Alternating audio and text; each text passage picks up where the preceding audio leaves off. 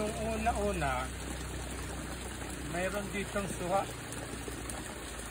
Tawagin dito lokban. Kaya tinaniman ko nito eh. Yung suha na yun, ano? Tanim pa ng aking mga ninuno. Magandang mahawanan.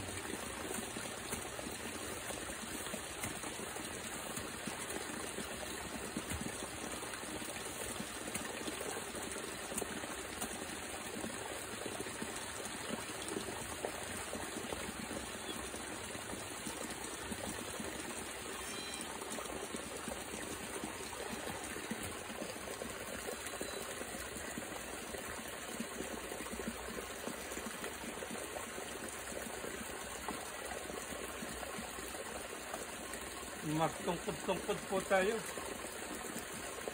Mahirap nang tayo'y madulas.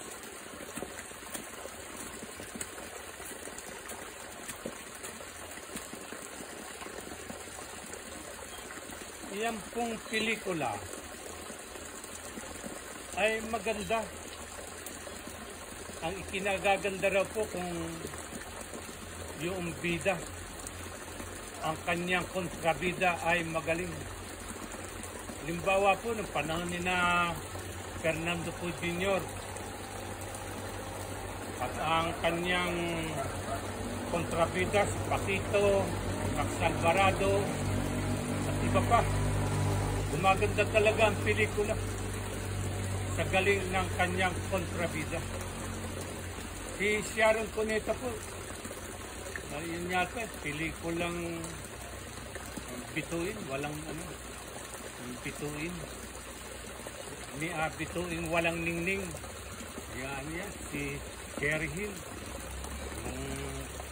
Napakagaling din po ang kontrabida. Sa pagtatanim po, maraming ano rin po, lumalabas na kontra. Halimbawa po ay magtatanim ka, ay biglang magkakaroon ng bagyo, ay disira yung iyong tanim. Katulad po sa pag-aalaga ko dito ng manok. Pag nagtanim ako, kakaykay naman ng ng manok. Kaya ang gagawin ko, lalagyan ko ng tuksok-tuksok para hindi makaykay. Yung pong isa pang tunggalian, yung tinatawag na kalikasan laban sa tao, yung pong baha-baha. Marami pong tunggalian, yung conflict. At sa pagtatanim po, nariyan din ang conflict. Katulad po nito, kalamansi. Ang gusto po ng kalamansi ay yung dahilig.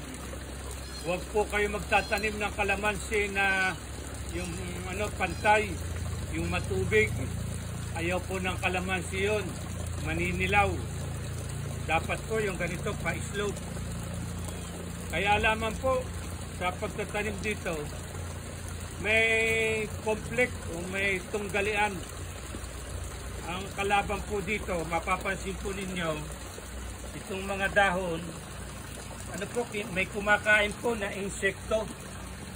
Ito po palang kalamansi, gustong-gusto ng tipaklong. Saka yung po bang kulay dilaw na maliliit na parang pagong ang korte. Sila po ang sumisira. Sila po. Kaya yung kontrabida sa halamang kalamansi na ito, labanan po natin. Kapag hindi po natin nilabanan, wala pong mangyayari sa pagod na ating ginagawa na pagtatanim. Atin pong isprayan, bombahin. Yan po. At ang chemical po na ginamit ko dito, yung tinatawag na karate. Marahil pag nabombahan yung pong mga insekto, yan, maglalayasan po. Obserbahan ko po ito kung itong chemical na ito na pambomba ay talagang ang mga insekto. At yan po, nagliparan na yung mga insekto tinatamaan, no? Yan, no? Yan po yung sinasabi ko pong ano, parang pagong, oh. Maliliit po sila, pero kung sirain po naman niyang tanim na kalamansi, sa bawat ginagawa po natin, anumang bagay, lagi pong may kontra, may sagabal. Halimbawa po sa pag-aaral, hindi ka makapag-aaral dahil po sa kahirapan. Eh di gumawa ka po ng paraan para magkaroon ng income ka at makapag-aral ka ng gusto mo. Yan. Katulad po nito, yun, ito po, yan o, may uudo-udo.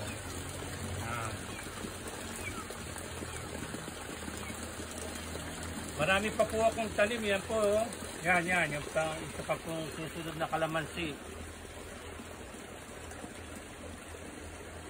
Yan. Ito po, tingnan po ulit natin yung pagbubumba. Yan. At inuulit ko po, sa bawat ginagawa po natin, laging may tunggalian. Katulad po nitong pagtatanim ng kalamansi. Yan, sinisira ng mga insekto. Gustong gusto po nung parang pagong na maliliit na kulay pink at saka ng tipaklong. Tiyempo-tiyempo lang po ang ginawa ko ngayon dahil po madalas ang pag-ulan. Eh ngayon po medyo uminit.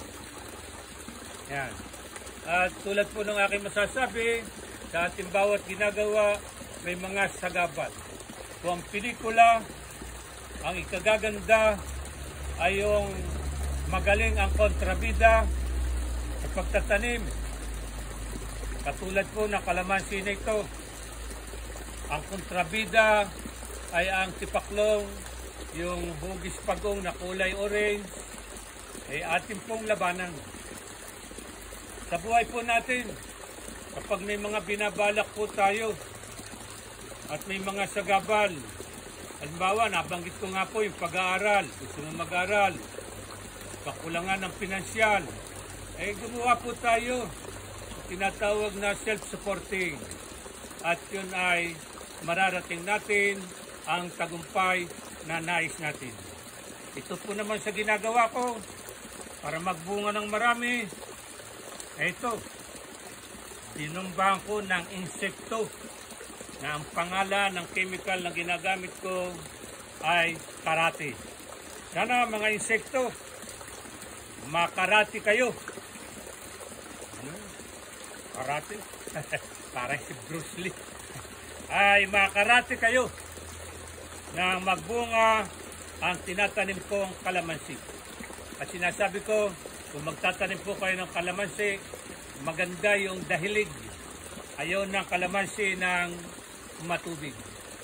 Sana maging matubig naman ang mga kalamansing ibubunga nito. Salamat po. Salamat mga idol.